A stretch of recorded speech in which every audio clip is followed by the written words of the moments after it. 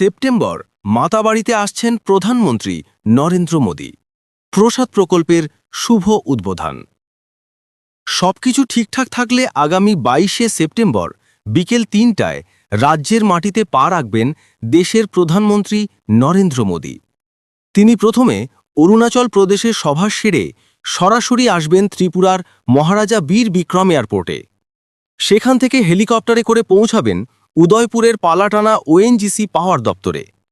পরবর্তী পর্যায়ে সড়ক পথে উদয়পুর, জামজুরি, খিলপাড়া, রমেশ চমনি হয়ে সোজা মাতাবাড়িতে পৌঁছাবেন প্রধানমন্ত্রী। এদিন তিনি মাতাবাড়িতে প্রসাদ প্রকল্পের শুভ উদ্বোধন করবেন। ইতিমধ্যেই মাতাবাড়ি সেজে উঠেছে নতুন সাজে। প্রসাদ প্রকল্পের নবনির্মিত ভবন এখন এক অন্যরকম রূপে ধরা দিচ্ছে। আজ ড্রোনের মাধ্যমে সেই অপরূপ দৃশ্য সামাজিক মাধ্যমে ছড়িয়ে পড়তেই উৎসবের আমেজ ছড়িয়ে পড়েছে সাধারণ মানুষের মধ্যে।